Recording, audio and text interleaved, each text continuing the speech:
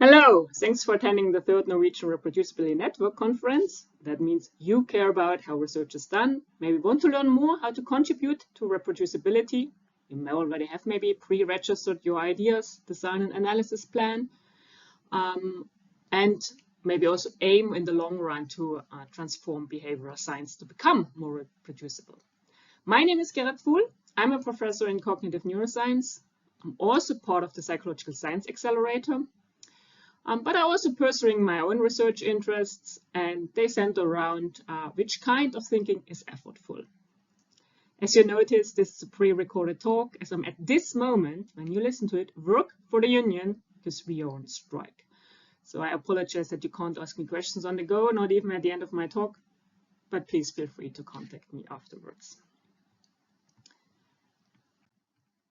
So I first and foremost also would like to thank the organizers of this fantastic event, and they asked me whether I can present actually about the pros and cons of big team science. So my first thought was, oh yeah, this is mostly about the Psychological Science Accelerator. I'll come back to it, what it is. But then I realized, oh no, I actually have taken part in a range of always different, in an important way different big team science projects. So what is then actually big team science? Well, first and foremost, what is a team? Well, it's a group of people sharing a common goal and working towards their goal.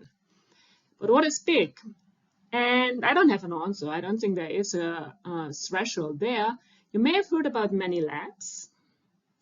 It's exactly that, many labs, ranging from 5 to 20, sometimes even more for a specific project. They started off with some human research, but they have also spilled over, for example, to many primates and many birds. And in some cases, you're not necessarily having 100 plus labs, although you may have it worldwide, but maybe you're not aware of all of them. It's presumably true for the many baby studies. What then about big? Well, maybe we set the threshold at 100, but is it labs, 100 labs, or is it 100 researchers? Is it 100 different countries for some cross-cultural studies? Who knows? And I want to already now give you something to think about, namely, when you scale up research, how democratic can be the decision processes. Think of it, you're doing your own study in your lab, then you're doing it collaborating with a good fellow, maybe 3 or 4 you'll get together, versus your crowdsourcing and trying to get 100 plus different labs on board, or you're part of this crowdsourcing. How democratic are certain processes that are common or that are the normal procedure during research. And I will also try always to present the perspective from a graduate student and from a PI or more senior researcher. If I'm not mentioning it, I apologize for it. Keep this in mind. Always think also from your perspective, what would be the pros and cons. This is a very brief recap of why actually we need big team science. And I think it aligns very well also with the reason why we have in many countries this reproducibility networks. And particularly in behavioral sciences, in 2012, there was this nice cartoon from the Neuroskeptic. If you don't know, please look him up. And then the book by Chris Chambers on the 7 deadly sins of psychology.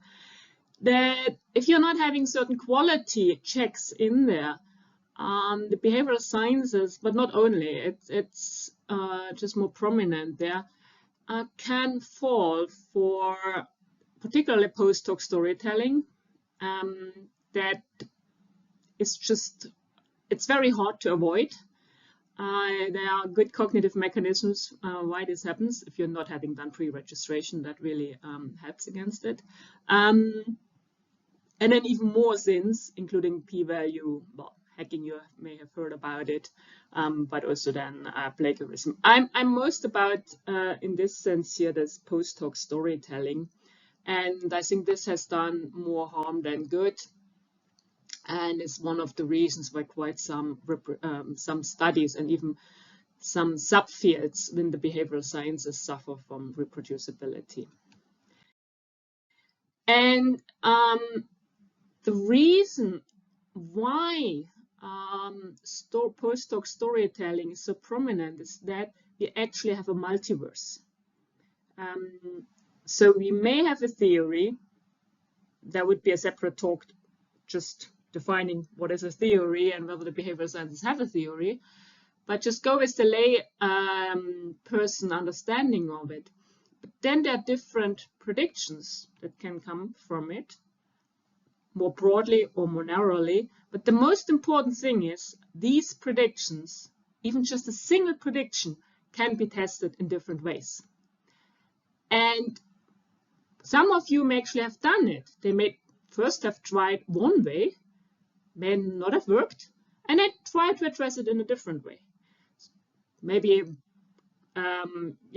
example is between survey studies, how much information you give participants, or also in a lab study in what kind of stimuli you're using. Particularly in emotional research, it may matter a lot what kind of stimuli you're using, or maybe even day, to which time of the day, and measuring a priori on what kind of mood they are. Then the execution, it's part of it what I also already said. You have more than one, even for the same design. And you may have heard about it. You can analyze it in different ways. There is no ground truth to what kind of statistical model is the correct one. There are various statistical ways of analyzing your data. So yes, there might be some who are advocates for general linear models, but if you have a very small sample size, no, that's not appropriate. Then where do you draw the cutoff? And there's a big discussion in the field always. Then ordinal data can be treated as interval data. So again, you find papers supporting all kinds of both approaches. So if you just think of it, the size of the multiverse, well, you have multiple predictions, so options from it, designs, execution, and analysis. So just for a single study, you can come up then with 625 variations. I doubt any one of you has done all 625. Maybe you can cut it down and say, well, some of these, there aren't five possibilities, maybe just two, maybe just three, but it's still a huge amount. So that is where some, come back to it, these big team science projects address some of these multiverse challenges or consequences. Before I dive into the different ways of big team science, here are some general challenges and opportunities. If done well, yes, then this will lead to more reproducible and reliable research. The if done well part is you need to have the quality checks in there. You can always screw up, it's possible.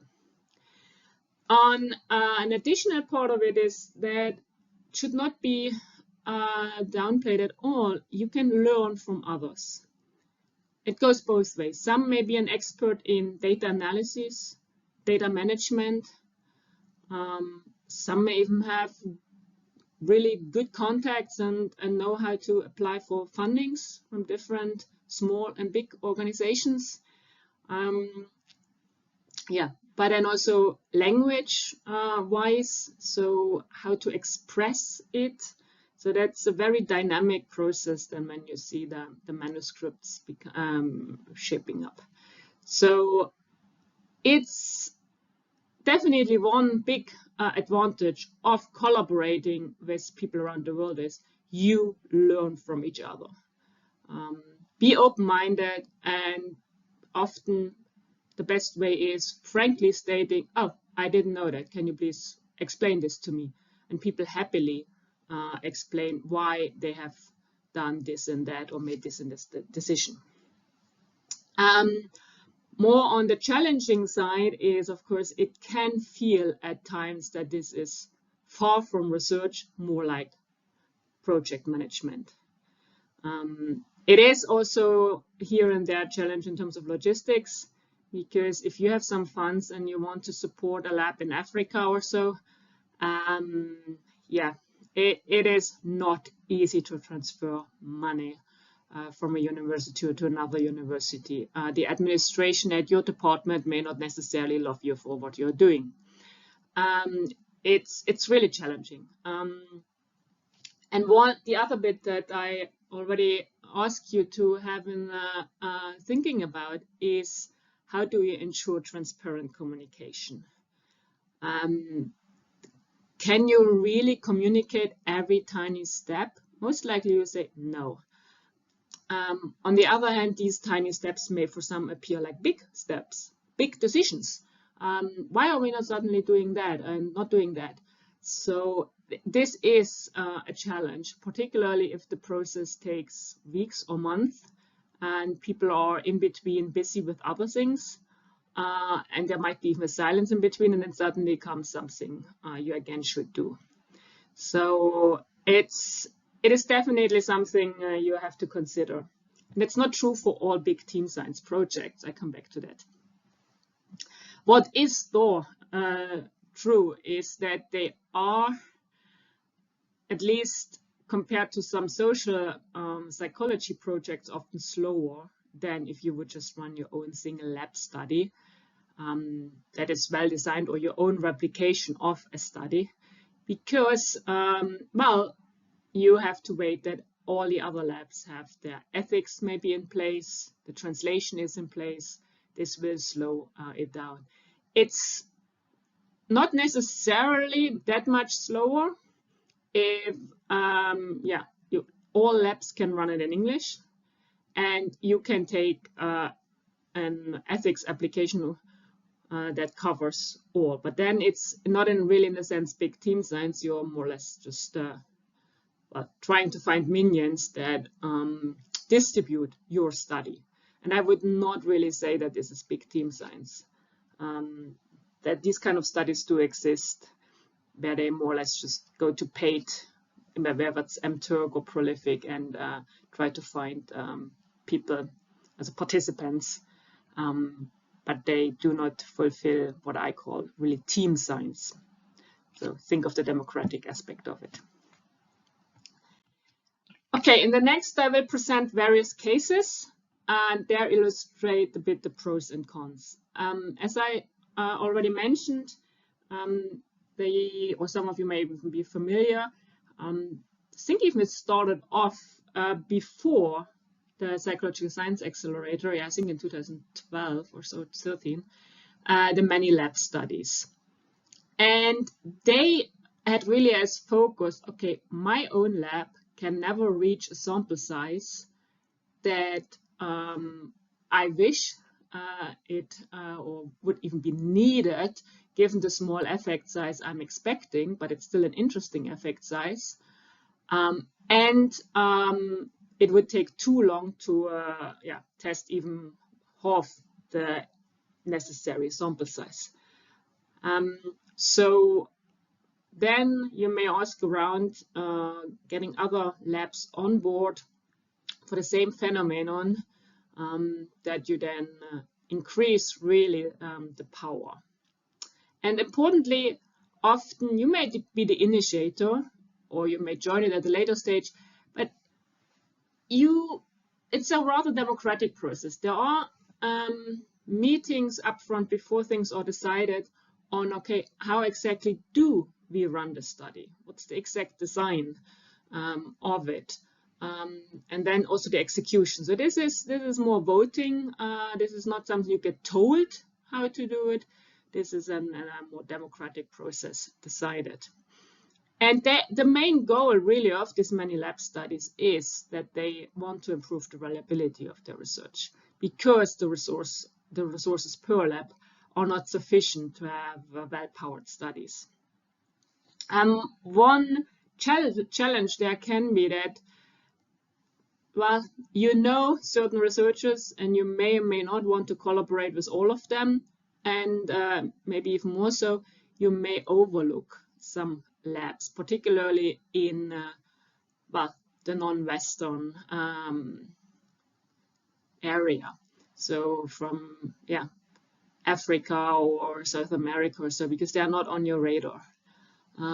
So these labs still have, I wouldn't say bias, but their main goal is not necessarily to being absolutely cross-cultural. They started off with having well-powered studies for studies that normally are done with a very small sample size, because they are expensive. They are often lab studies. But then those labs that join actually have a very democratic process. Like I said, there are now some spin-offs, Many Birds, for example, and but there are, with, if you think of reproducibility and the multiverse, what I mentioned, they have still one design that they agreed on execution and analysis plan. I think there was one Many lab studies that actually even has done the multiverse at the analysis plan stage. Okay, the next one is one where you have a lead principal investigator and asking others to join. The example I've joined there was the Many Smiles study. And here it was so that there's a different controversy about the facial feedback hypothesis. So that you may have heard about the pen in the mouth part, and whether this makes or makes you not happier. And there was by Wagenmarker's big replication study where they didn't find an effect, but then also Coles did actually a meta-analysis and did find an effect. So he got a few together. Then in a kind of a bit of a mini design multiverse issue, investigated the facial feedback hypothesis with 3 different designs and asked other labs to join so that there would be sufficient power. So in this case, the contribution from my lab was not so much on the initial design stage, frankly, none. There were some open discussions about details of the execution, particularly because of the pandemic. It had to be changed from a lab study to an online study. So there was actually a very reasonably democratic process. But it still has elements of so-called assignment research. So our lab got clear instructions what to do and how to do it. So it's still there a lot to do, because you still have to put yourself into it, you have to understand it, you have to pilot it, maybe you have also to translate to get the ethical permission. So many processes are similar to as if you would run your own small study. But in our case, we didn't need to design the material, or in this sense, we didn't need even to run the pilot study. So there was some saving on our end. We contributed with data. We did not take part in the analysis. That was intentionally because there was a dedicated analysis team. So again, it's team science, so all have different roles. And then, we reviewed and commented on the manuscript. So in this sense, this is an advantage if you're starting your lab and wanting really to learn more about how good science is done. So I see this as a good way, because this is not necessarily a slow process. The entire many small studies, I think this was maybe from the first contact to the publication, it was actually a registered report, was a year or so. So it was a feasible timeline, simply because, and that I really would emphasize, it's aimed at a very specific, clearly, and to some extent you can even say reproducible study, and the project management was not too big, because certain things were were a priori decided, so you knew you would take part in the many small study. Good. Then we have the other one where there actually is a team of lead authors that come together, and they bundle studies, because there is some overlap and they want to be efficient. They say, okay, if you're doing crowdsourcing, or we're having many labs joining us, because it's quite common in the cross-cultural field, then there should be a little bit in for everybody. And then the survey, in this case that I took part in, it was maybe 20-ish minutes, but they plan at least something like 6 different papers that come out of that. And they were announced a priori, so you could clearly see the differences in the survey, but it was also for the participants, there was a red thread to it. And if it's a lot, you can't publish this in a single paper. This paper would be 150 pages long. So it was clear that there would be, focus on some aspects of it, and then for other ones. But also the clear call to, well, if you have an idea of a paper, feel free to contact us. We can see whether there's actually data in what has been collected. And this actually has happened. So people have contacted the proposing authors and said, well, would it be possible to look at that and that? And the proposing authors looked at it, well, yes, and we haven't thought of it. Please, here you go. So that can actually be an advantage for early career researchers, taking part of it and then actually even becoming the lead author of a paper.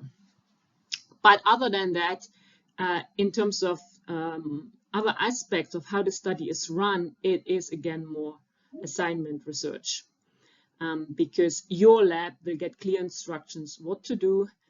You may even have limited, sometimes not even your own access to the data, because it's run through, for example, they're using Qualtrics, and your participants fill out the survey, but you're not having access to this data. Often there's a way in that they send you the data from your lab if you want to have it for some educational projects or some student project, student thesis. But it's not necessarily default. Whereas in the many labs, you really, as the name says, you collect the data, you still have your data.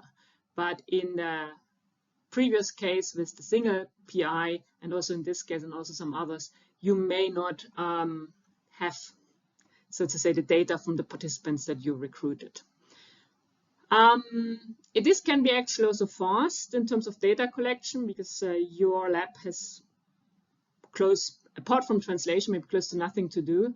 All the resources are provided by the lead authors. But because it's a bit more similar to assignment research, some of the communication issues, well, it is less transparent. So decisions will be made higher up, so to say. You're just not necessarily a minion, but it can feel like it here and there. Then let's come to the Psychological Science Accelerator, the PSA. This has been a grassroots initiative started in 2018 when it was still called Twitter. There were some researchers discussing it, that one could maybe have in the behavioral sciences, something that also exists in the natural sciences, CERN for physics. And they have implemented rules how to conduct then studies. So it's not so that anybody can just jump on it. There is actually a study selection committee. Then there will be a voting among members what study to choose. When this is then decided, then it will be presented. The proposing team has to work then with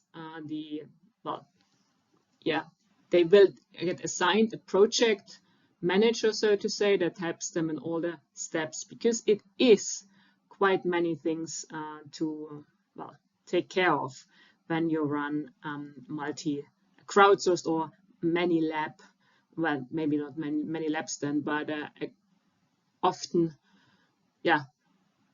inviting many researchers to help you collecting the data. What makes it slow is the ethical requirement. I have been part of the ethics committee in the PSA. It's really interesting how this is handled across different countries. And also the procedures, some have to pay even for getting an ethical approval, and sometimes it takes ages. So, and then the translation. There are fixed procedures with back and forth translation. So all this is for ensuring high quality.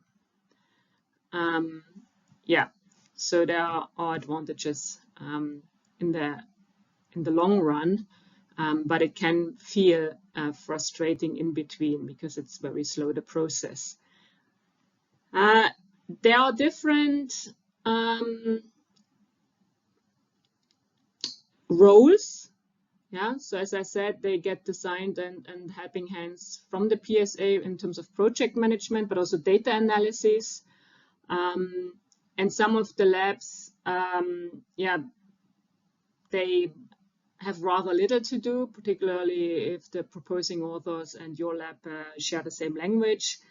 But in other cases, you yourself can decide how much you want to get involved in it. You can even volunteer for certain roles in the process.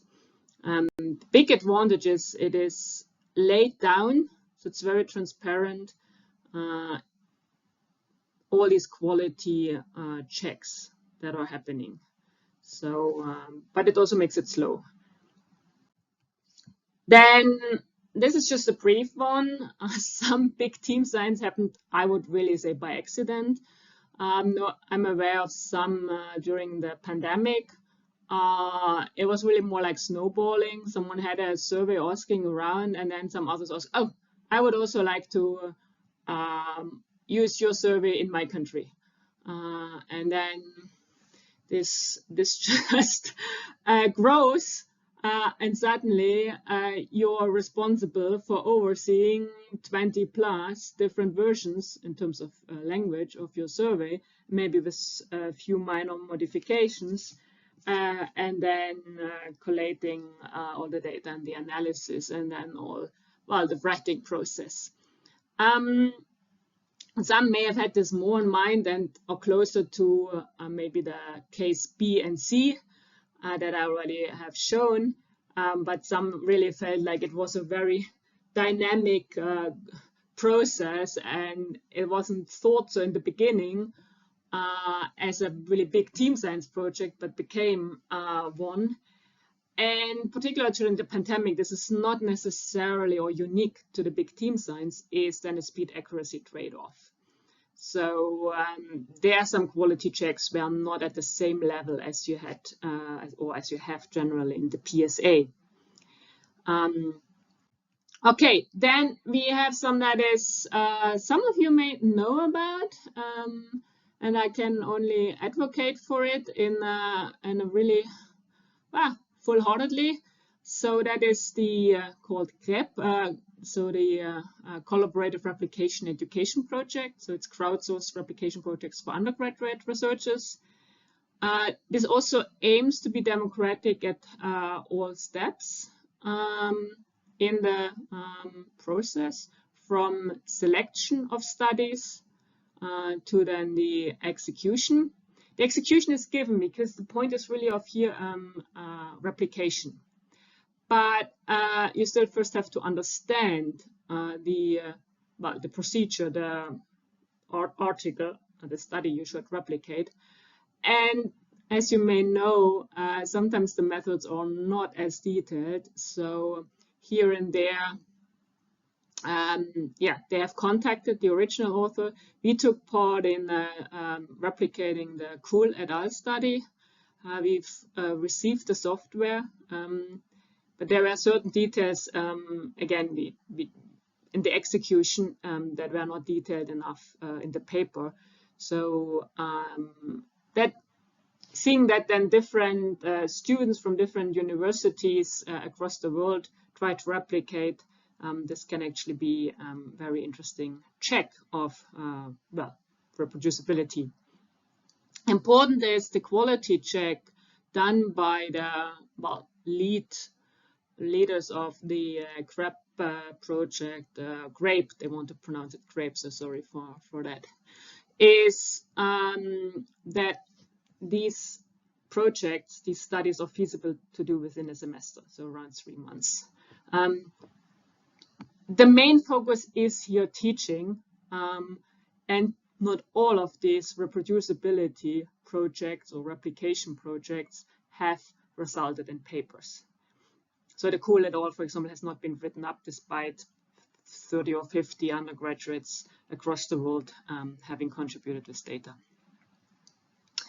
But it's still in a very interesting way big team science, because it's at different times. So there's no limit from when to do it, as not hard limit. There's a bit of maybe quite a wiggly room, your students, if you're the head of a lab, can then decide even what study to run, and then they get clear instructions. So it's a way of teaching really open science. So here's, for example, the workflow: claiming a study, preparing a study, then there will be a pre-data review. And again, the aim here is more the educational part, but it has still many elements of big team science to it: data collection, then the post-analysis review, post-review. So if you're teaching, then it's encouraging your students, then helping them that they complete all the bits and pieces. There will be an own open science framework page for it, and so on. So please contact me if you would like to know more about it.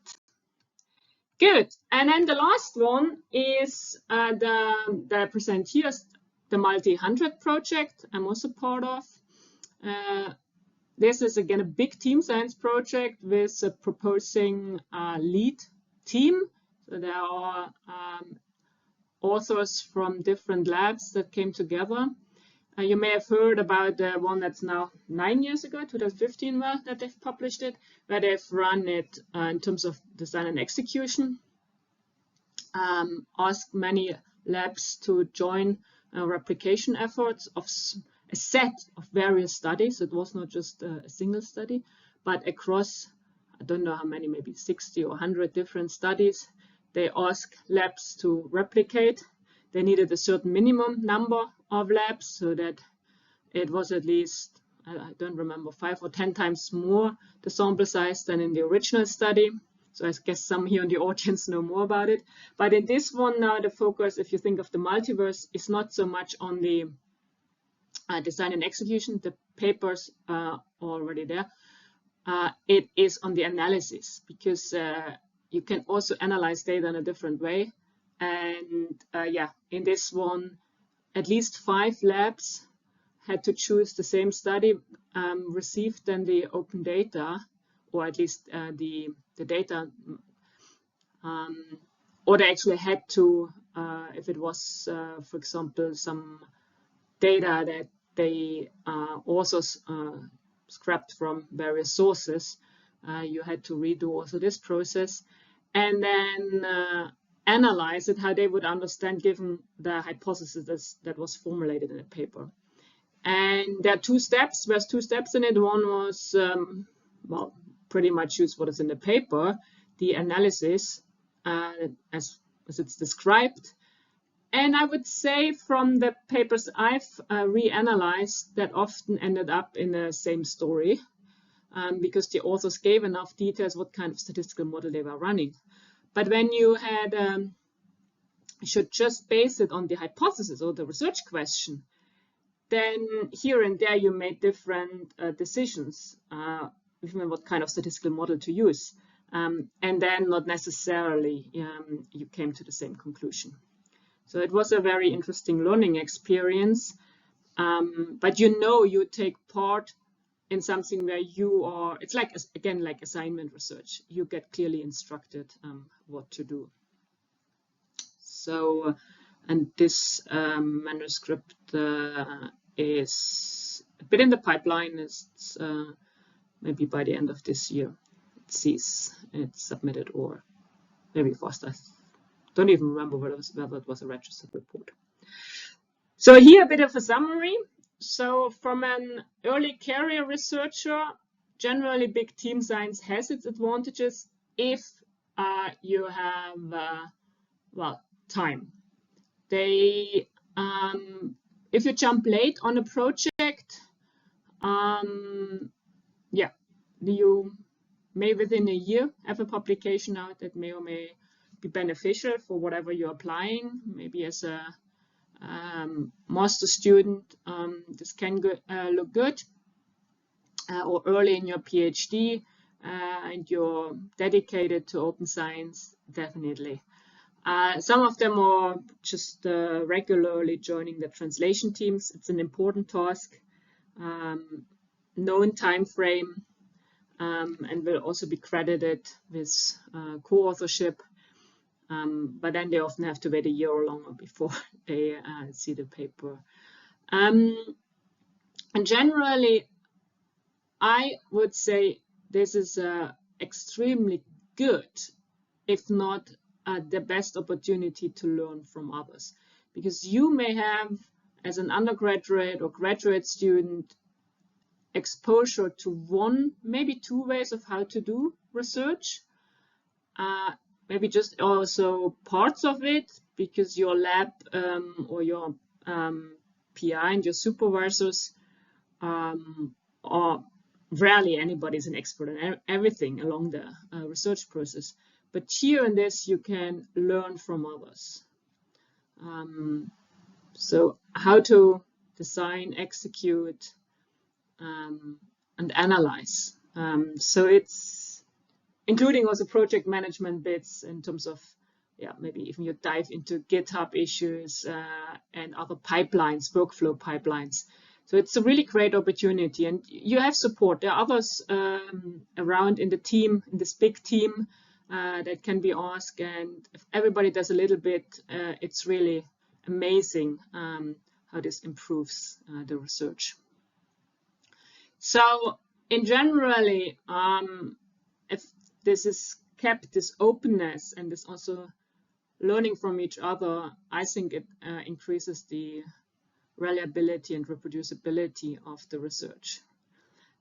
Most of them also become well-powered studies then, which goes, of course, with reliability and reproducibility, whereas others have more to focus on learning the, as I said, for the GRAPE studies, the learning of the open science and all these many details around that. Generally, I see as challenges that you not necessarily in all of these big team science projects actually have access to your own data or even access to the data unless you're part of the analysis team. So you would only at the very end, when they published the data and the code with during the submission process or so, be able to check this. But of course, you can volunteer to be part of the analysis team. But not necessarily having access to your own data can be a challenge if you want to connect it to some own student or teaching projects, although they often are willing then to send you your part. So it's not so that there's no way into it. I would lie if I would say this is the fastest way of doing research. I think it is well-deserved investment in time, both from the perspective of the quality of the research, but also your own learning experience. So in the long run, this definitely will pay off also for your career, because you rather have a high quality paper that you can stand in than a few shabby ones. The only one is the case F, the gray project, where the publication is not the main focus. So this is can be an output, but is not a guaranteed one. Whereas in the other one, the focus is definitely to produce at least one paper. Now, how does this look from the perspective of a proposing author? Let's say you have an idea and you would like many to join. But frankly, be aware that you're less of a researcher, more of a project manager. So you will also, again, get peer support. So if you're not so good at certain workflows, programming studies to be in a, and an online survey tool, or some analysis, yes, that's join or propose a project, and there will be others that can take this role. So that's definitely a big advantage.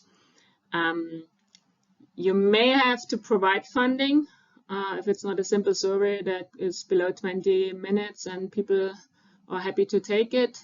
If you have to provide incentives, like I said, can also happen for certain labs that they need even funding for the ethics application. Then, yeah, this is an additional challenge, at least, if not burden. It should be something that is not where you need the results within a year, because high quality takes its time. And you don't want to rush, you don't want to push people. That's not going to work. So the time horizon is different than running a rather small scale study. Like I said, for some of them, there can be secondary analysis of the data. So that is often possible because most of them also have the philosophy of open data. Like I said, not necessarily in the case C when you have a bundled set of studies, because they want to run their own papers first. But in most of the other cases, you have it. Okay, let's spend the last 2.5 minutes on a bit of a summary here. So I introduced big team science as maybe a way of solving the multiverse problem. I'm not aware that any big team science problem has addressed a full multiverse. There are parts of it, like crowdsourced hypothesis testing, Landy et al. 2020, that's also where we took part. Others like the multi-100 now from the analysis perspective, but none that really tried the full set. The many labs in a small scale have elements of it. They sometimes also for secondary analyses have opened for the analysis part, and here and there they also tried a bit the execution part. But yes, it is a capacity issue if you really want to address simply the multiverse problem that behavioral sciences have. Yes, so some issues you can ponder about is, of those different ways or models of running big team science, is there a preferred one for you? Does it matter on which career stage you are? Is there any one that you think is better in improving reproducibility and ensuring higher reliability, or is this something that comes out all of them, or is not a guarantee in any of them? How would you improve big team science, and what then would be your most important? Well, what would be the first thing you would address there? So I hope you find some time to discuss it. And once more, thank you for attending the conference and workshop, and I wish you a pleasant time.